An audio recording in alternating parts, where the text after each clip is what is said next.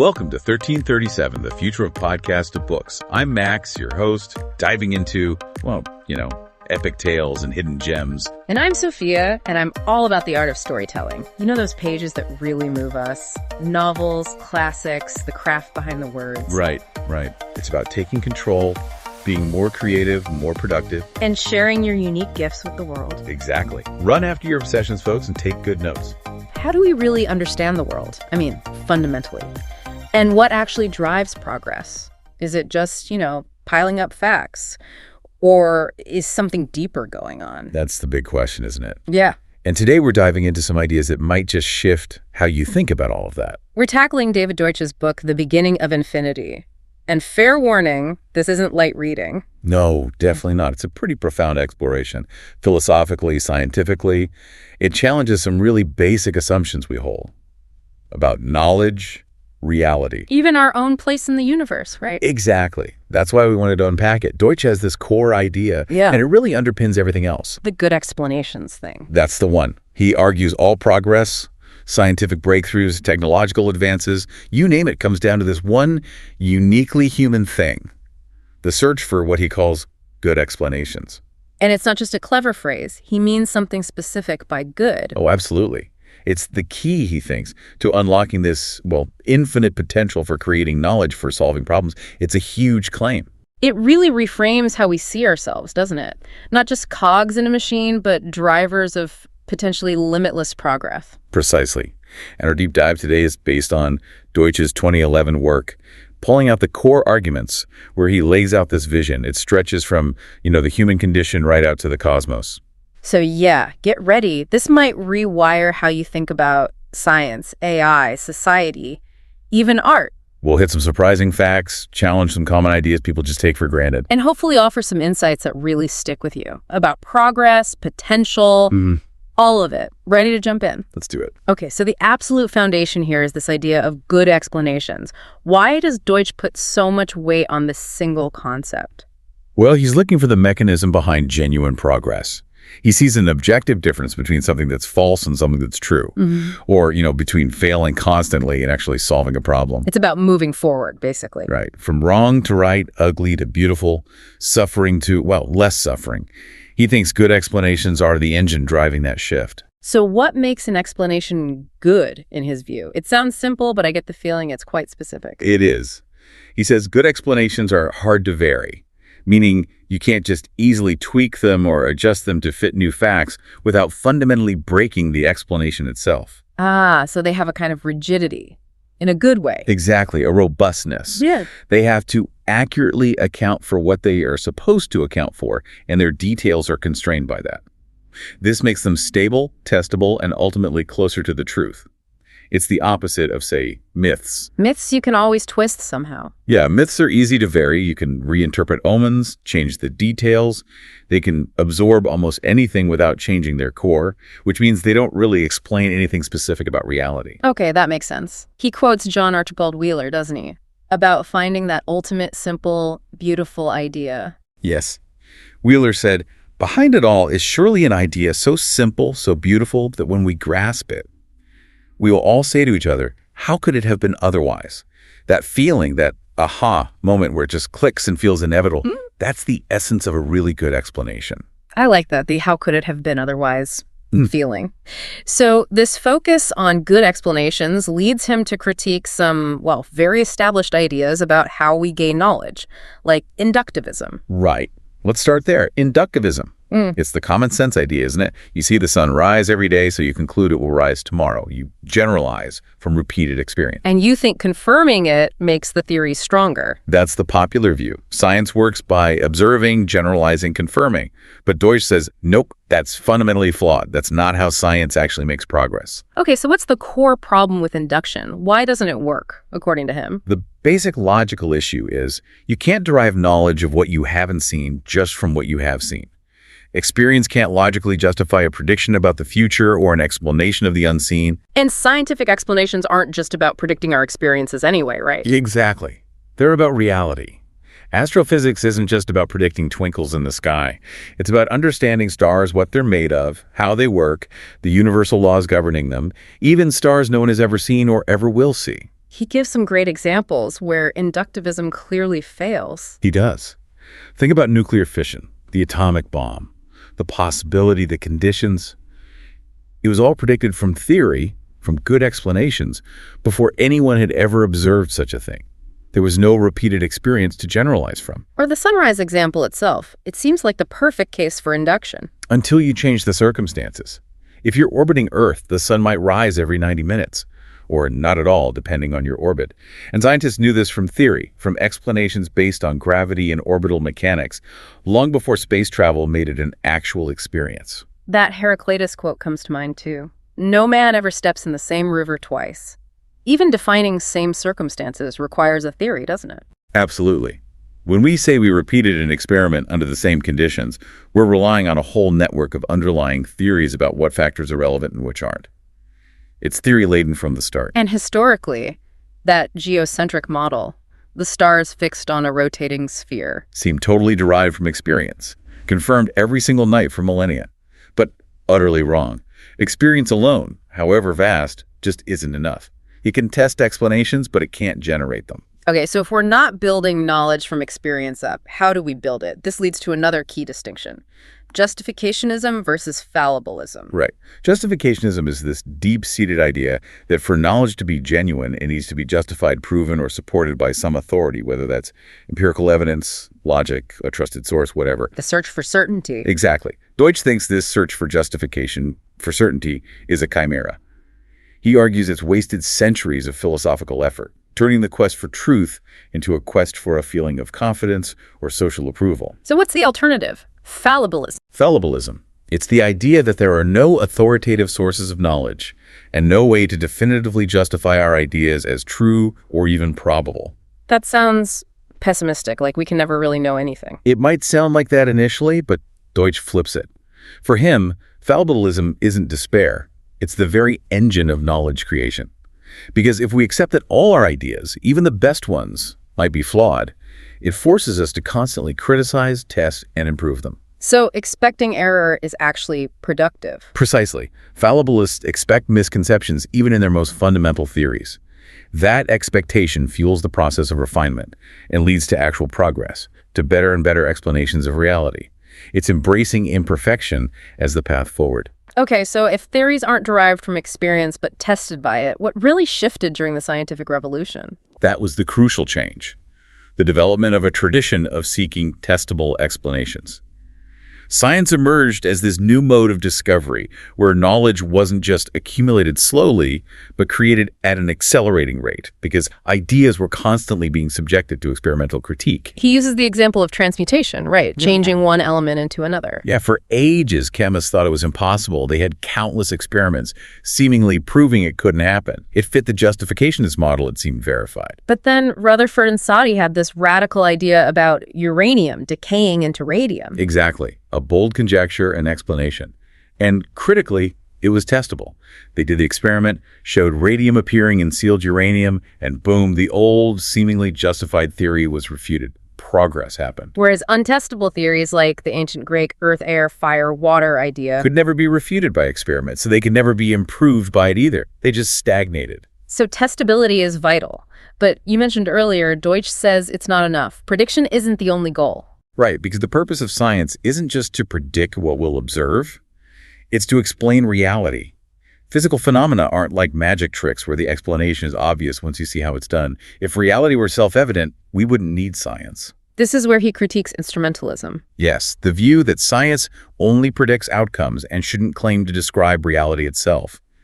Instrumentalists might say a formula explains data if it predicts it well, but they deny that science provides true explanations of what is actually happening. Reducing explanations to just useful predictive tools. Pretty much. Deutsch sees this as denying realism, essentially treating scientific theories as useful fictions rather than attempts to understand the actual world. And he argues that even if we have a rule of thumb that predicts something without an apparent explanation, there is always an underlying explanation for why it works, or why it sometimes fails. We just might not know it yet. To deny that explanation exists, he says, is like believing in magic. It cuts off the path to deeper understanding. Which brings us back to the start, the need for good explanations. And he says rational thought itself is sparked by conflicting ideas. Yes. Curiosity arises when our existing ideas clash with something or fail to explain it. That conflict, that problem, is the starting point for creating new knowledge. Like those old myths about seasons, Persephone, Freyr. They propose totally different realities to explain the same phenomenon. But because they're bad explanations, easy to vary, untestable in a meaningful way, you can't rationally choose between them based on evidence or logic. Testing them doesn't lead anywhere. Right. It constitutes no progress towards understanding the world. But the scientific method, demanding explanations that are hard to vary and thus refutable by experiment, naturally leads to progress. Good explanations are constrained by reality and existing knowledge. Okay, that clarifies how we make progress. But then Deutsch explores the sheer scope of that progress. He talks about the incredible reach of good explanations. What does he mean by that? Reach is this idea that good explanations inherently explain way more than they were initially designed to. Yeah. It's not an add-on, it's built in. Like a theory of seasons again. Exactly. It doesn't just explain Earth's seasons. It explains how tilted planets heat and cool anywhere in the universe, past, present, future, seen or unseen. That universality, that reach, is part of the explanation itself. It automatically applies everywhere because it captures a truth about reality. Precisely.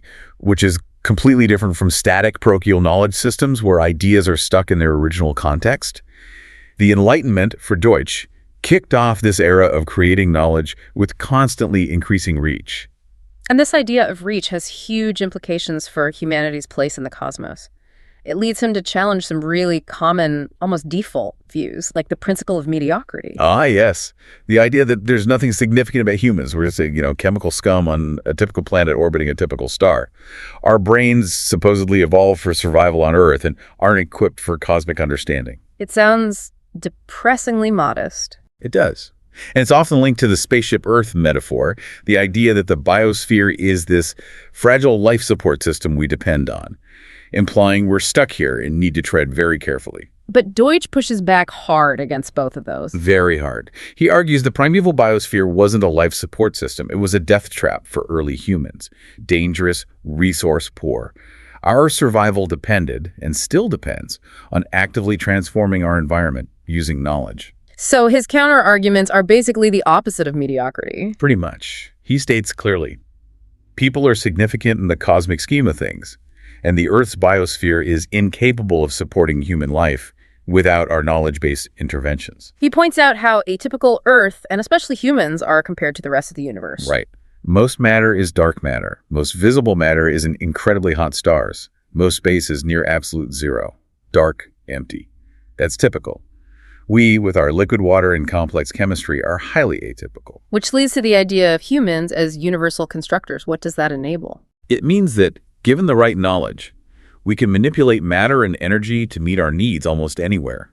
We can make vitamin C on the moon from basic elements, extract oxygen from moon rocks. So habitability isn't about finding a perfect place. It's about creating it with knowledge. Exactly.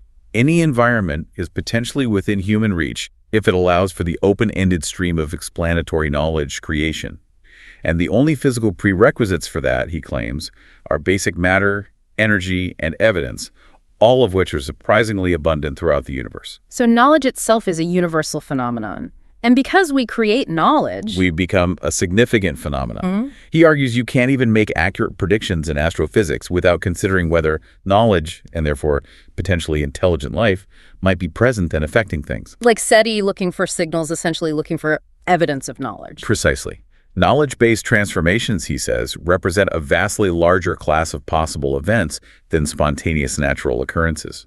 What intelligence can do dwarfs what happens randomly. It's a very optimistic perspective, which ties into how he views problems as opportunities. Yes. Problems are inevitable, he says. But no particular problem is inevitable. Our whole existence is based on solving problems.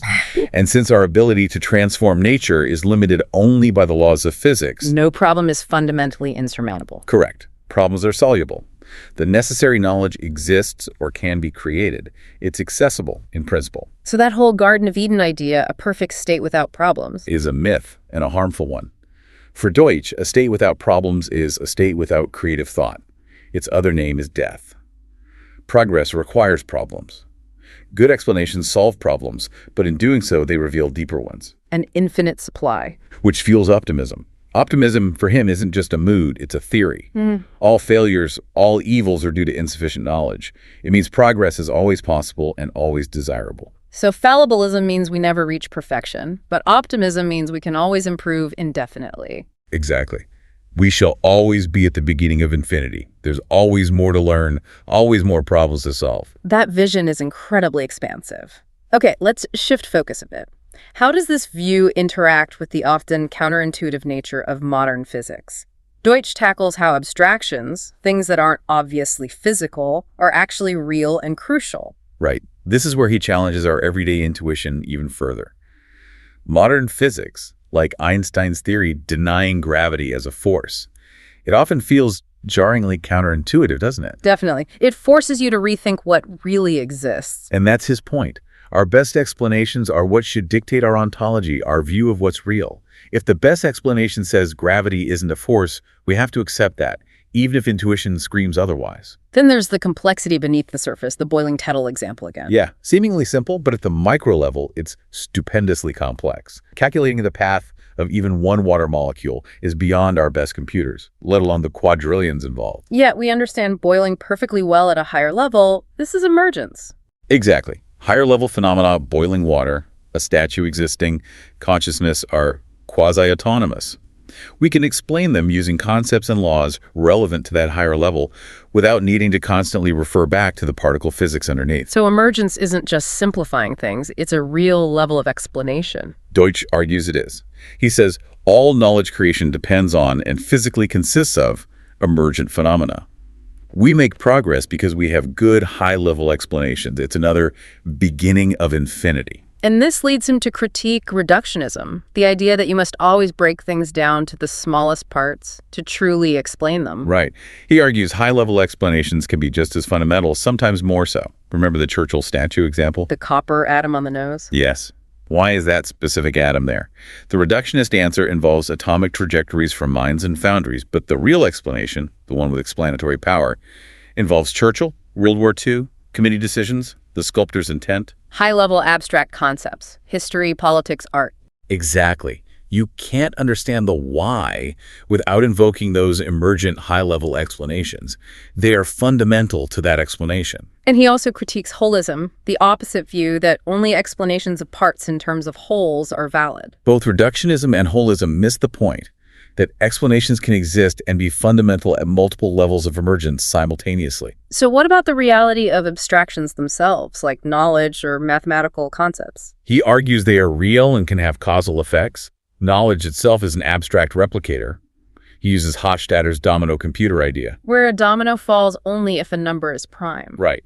Hofstadter argued that the primality of the number, an abstract mathematical property, is the best, maybe the only, real explanation for why that specific domino fell. The physics is true too, but insufficient on its own. Primality is part of the explanation. Which has big implications for the mind-body problem, the old question of how non-physical minds can affect physical stuff. The reductionist says they can't, because physics alone governs matter. But Deutsch flips it. Physical laws describe behavior. They don't cause it in the everyday sense. And the very concept of a cause, he argues, is itself an emergent, abstract idea. Yeah. So a mind influencing the body isn't necessarily violating physics. It's potentially an emergent causal explanation. This focus on explanations and criticism also sheds light on how scientific progress actually happens. Yes. While discovery feels gradual from the outside, he points out that most of the work, the criticism, the rejection of bad ideas, the refinement, happens inside scientists' minds. Popper's letting our theories die in our place. Exactly. Unlike biological evolution, where every intermediate step has to survive, scientific ideas can be flawed stepping stones. This allows thought to escape parochial limitations and make huge leaps. And finally, he tackles that old philosophical rule. You can't derive an ought from an is. You can't get moral truths from factual statements. He agrees you can't derive them, just like you can't derive factual theories purely from observations. But he argues that finding good moral explanations is analogous to finding good factual explanations. It's a creative, critical process, not deduction. And factual and moral explanations are linked. Deeply. For instance, the moral position of the principle of mediocrity, that humans are insignificant, rests on a factual claim about the universe, that it's broadly hostile or indifferent and inexplicable in key ways. If that factual claim is wrong, the moral stance might be too. Plus, the very act of doing science involves values. Absolutely. Seeking truth, valuing good explanations, being open to criticism, honesty. These are moral commitments embedded within the scientific process itself. Morality and the pursuit of factual knowledge aren't separate domains, they are intertwined. Wow, okay. So our understanding of reality, even morality, is tied to these evolving, emergent explanations. Now, how do these systems, knowledge systems, technologies, even life itself, make those big leaps forward? Deutsch talks about the jump to universality. Yes, this is a really fascinating pattern he identifies. It's when a system that's gradually improving suddenly gains a massive increase in capability, becoming universal within a certain domain. It can suddenly do things it wasn't originally designed for, often unexpectedly. Like writing systems. Perfect example. They start very specific pictograms for counting sheep or tracking taxes, very parochial.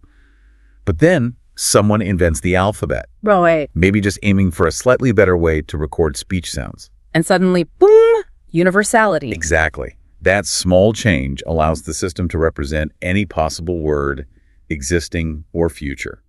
It wasn't planned universality, just happened. The system acquired reach. And numerals followed a similar path. You bet. Tally marks, Roman numerals useful but limited. Roman numerals didn't even have a symbol for numbers bigger than a few thousand.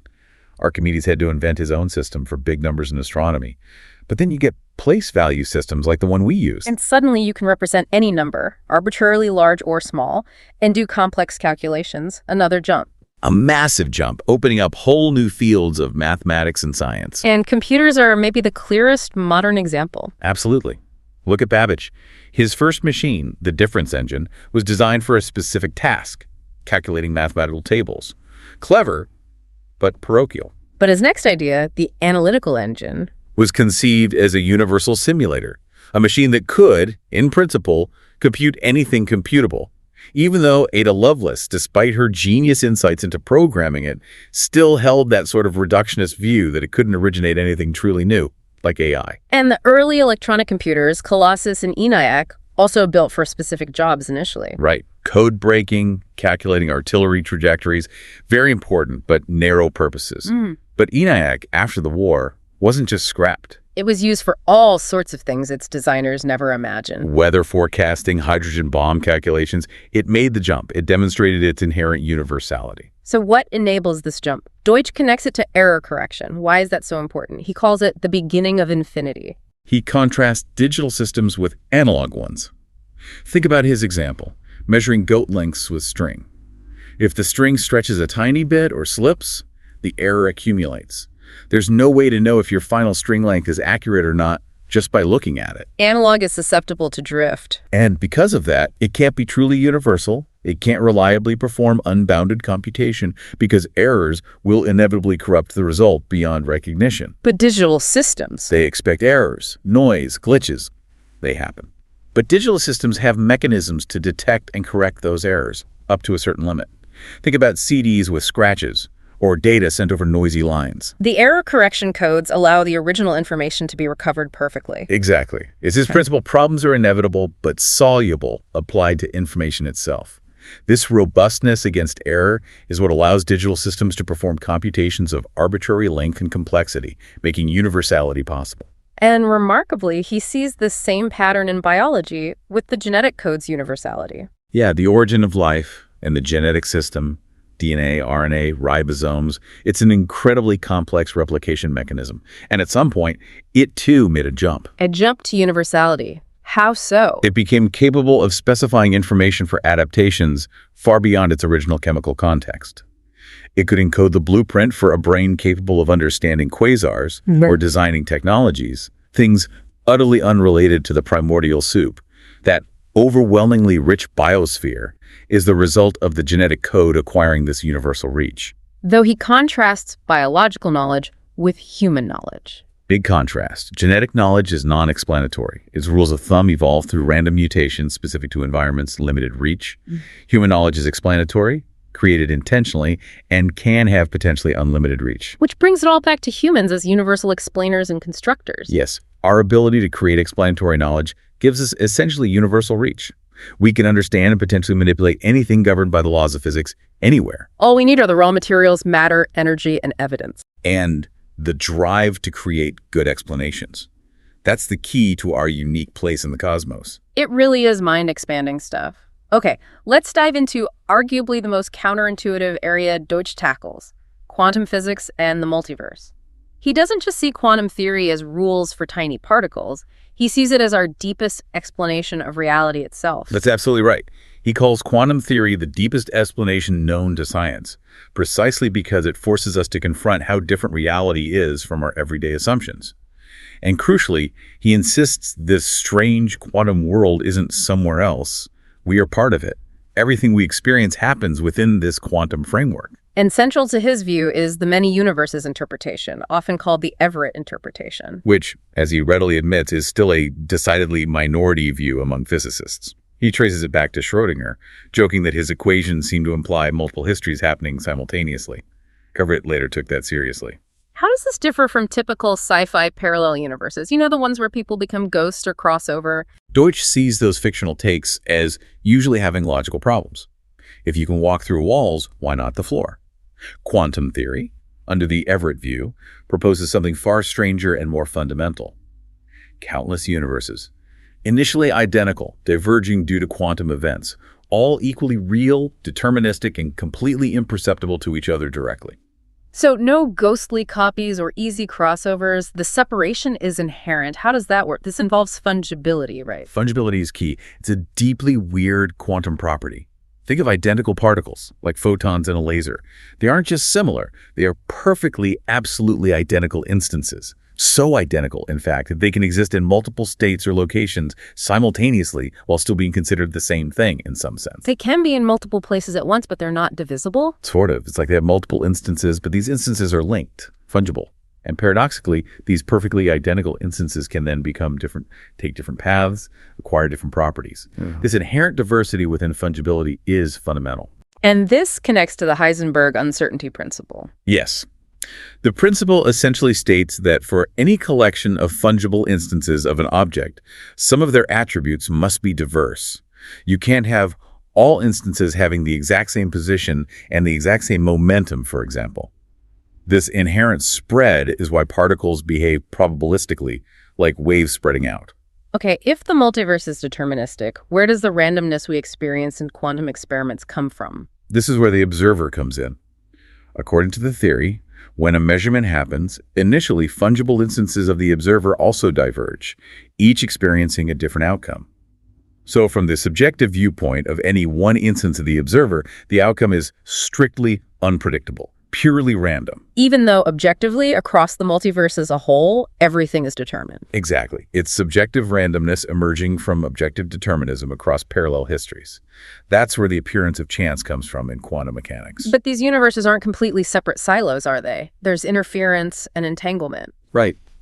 Interference is when different instances of a particle, say taking different paths in an experiment, can interact or recombine in ways that affect the outcome. They can lose their distinct identity and become fungible again, leading to wave-like patterns. This happens constantly, even for single particles. And entanglement. That seems crucial for why we experience one consistent reality. Extremely crucial. Entanglement links the fates of particles, ensuring that instances of complex objects remain consistent within a given history. It effectively suppresses large-scale interference for macroscopic things like us. It's why you don't experience multiple versions of yourself simultaneously. Entanglement enforces the emergence of these nearly autonomous histories that form our everyday reality. Given how compelling, if weird, this picture is, why is it still a minority view?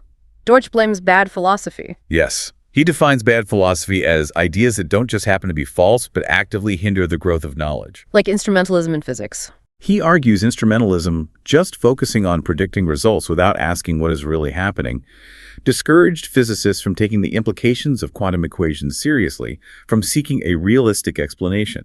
It counteracted the scientific tradition of criticism. And positivism, like mock denying atoms because they couldn't be directly seen.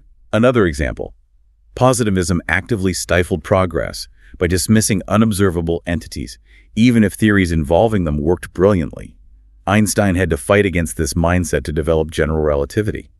bad philosophy can have real consequences for science. Deutsch also hates the idea of splitting a theory into predictive rules and an interpretation about reality. He finds it illogical. The rules only have meaning because of the interpretation, the explanation of what reality they describe.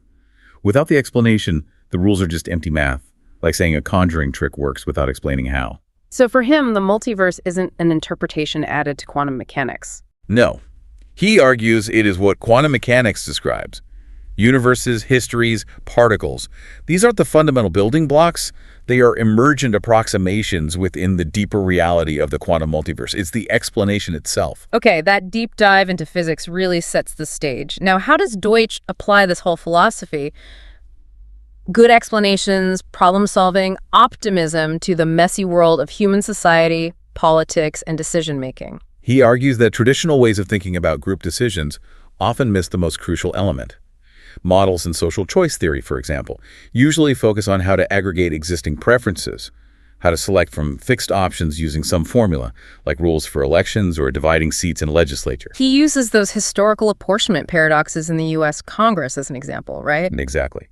They tried various mathematical formulas to fairly allocate seats based on state populations, but kept running into weird situations, like a state losing a seat even when the total number of seats increased. Which seems completely backward. It shows that defining fairness mathematically with fixed options can lead to fundamental inconsistencies. It's not just a math problem, it's a conceptual one. And this connects to Arrow's theorem. Yes, Kenneth Arrow's famous theorem. He showed mathematically that any voting system attempting to combine individual preferences into a rational group preference while satisfying a few seemingly reasonable conditions, like no dictator respecting unanimous preferences, will inevitably run into paradoxes or inconsistencies. So Arrow basically proved there's no perfect way to determine the will of the people just by combining votes. Pretty much. Arrow concluded there is no such thing as the will of the people, in that purely aggregative sense. The concept itself is flawed if you think of it as just adding up fixed preferences. So what's Deutsch's solution or perspective here? What are these models missing? They're missing creativity. They omit the most important element of decision-making, namely the creation of new options. Rational decision-making isn't just choosing from a menu, it's problem-solving. It involves understanding the situation, finding good explanations, and then inventing new solutions, creating new options that weren't on the table before. Like finding a truly good explanation, which is hard to mix with rivals, rather than just compromising between bad options. Exactly. Real solutions often involve rejecting flawed premises entirely and coming up with something novel. How does this apply to political institutions? He brings in Karl Popper's ideas here. Right. Traditional views often focus on democracy as a way to enact the will of the people or select the best rulers. But Popper, and Deutsch agrees, offered a different criterion based on fallibilism. Which is? Good political institutions are those that make it as easy as possible to detect whether a ruler or policy is a mistake and to remove rulers or policies without violence when they are. So it's not about achieving perfection, but about efficient error correction. Fallibilism in action. Precisely. It assumes mistakes will happen, leaders will be flawed, policies will have unintended consequences. The key is having systems that allow us to recognize and fix those errors peacefully.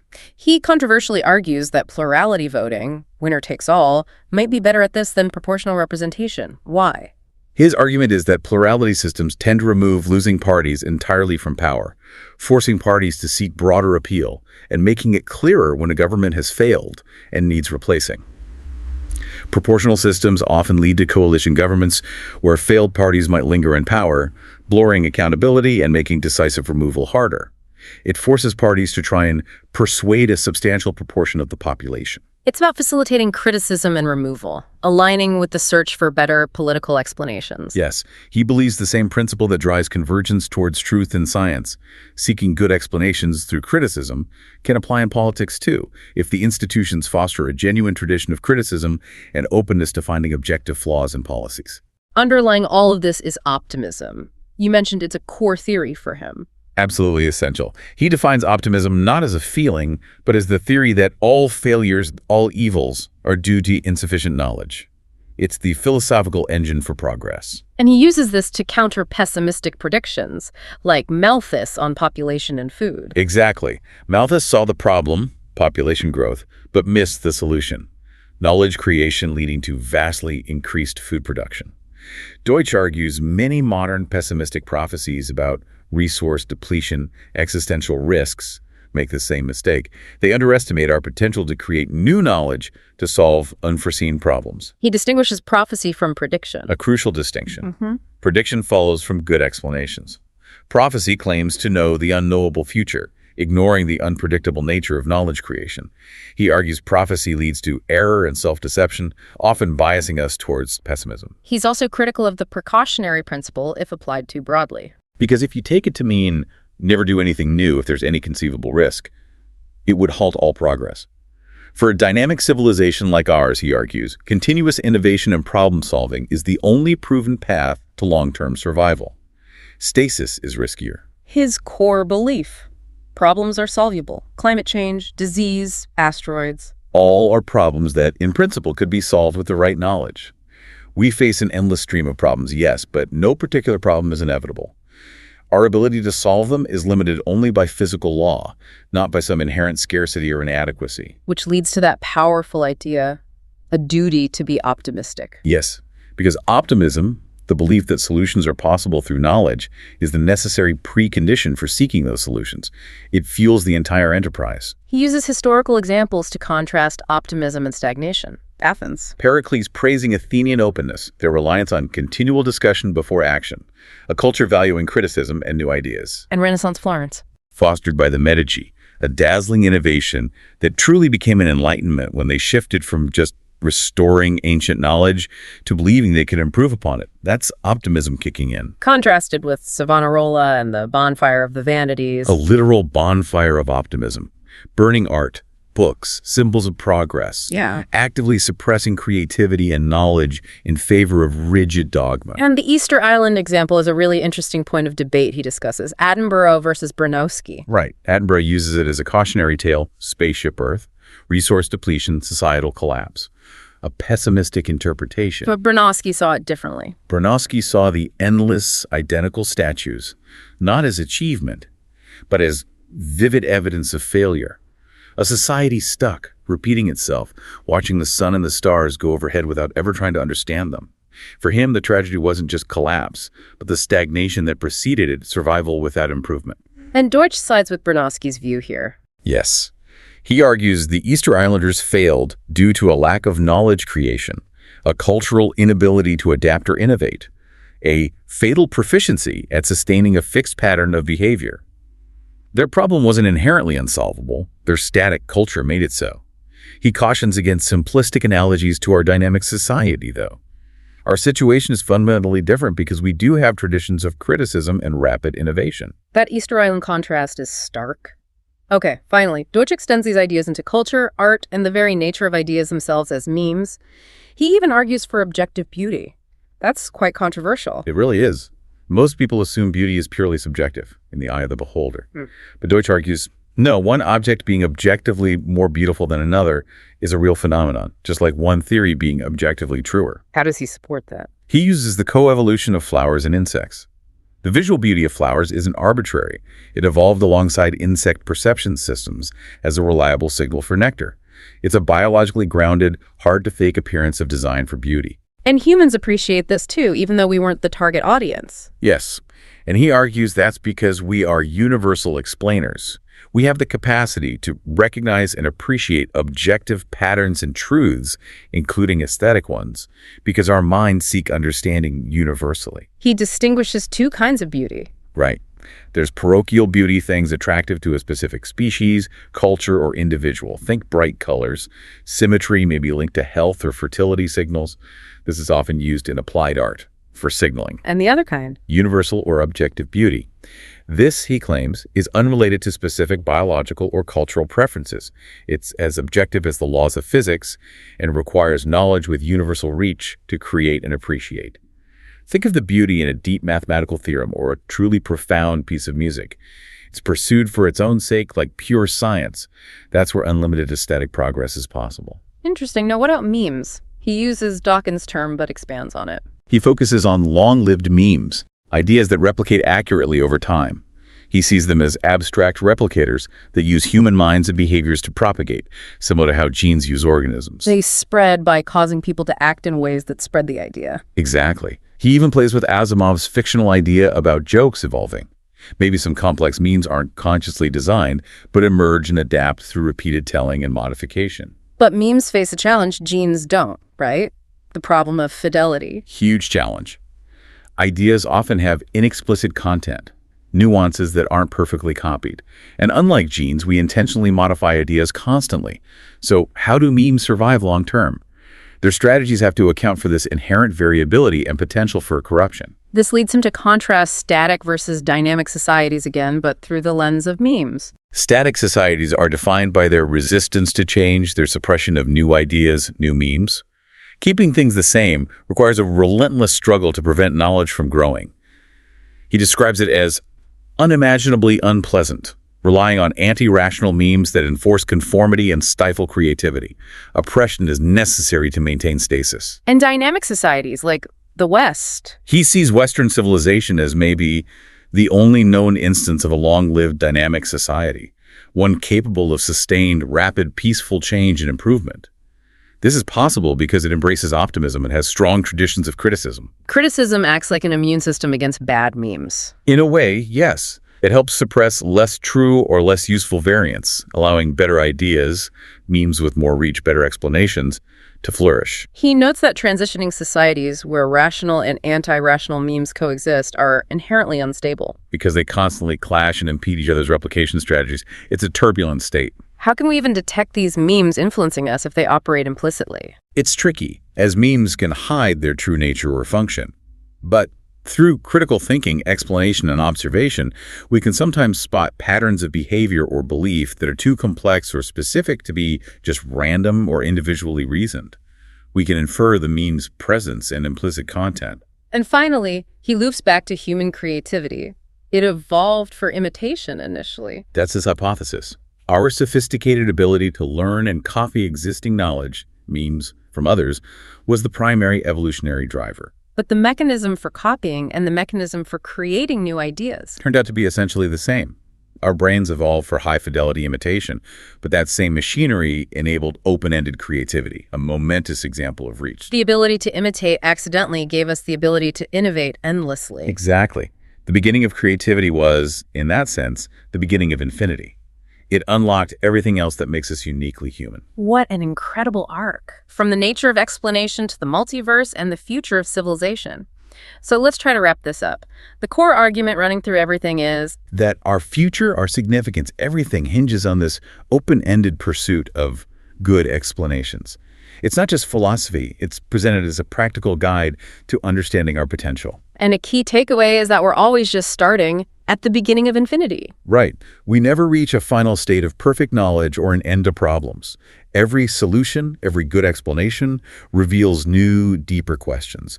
Progress is endless problem creation as much as problem solving. Which means the future is fundamentally unpredictable because we can't predict the content of knowledge we haven't created yet. Exactly. And because it's unknowable, the only rational stance, Deutsch argues, is optimism that duty to believe problems can be solved, because that belief is what drives us to find the knowledge needed to solve them.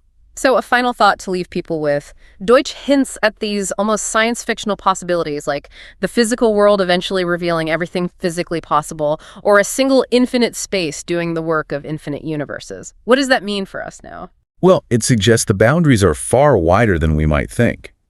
We know things like artificial general intelligence are possible within the laws of physics, even if we don't know how to achieve them yet. We experience consciousness and creativity daily, but we lack good explanations for them. The universe makes sense, he says, but only if we actively engage in trying to make sense of it. Yes, only if people the likes of us chose to think and to act by seeking good explanations.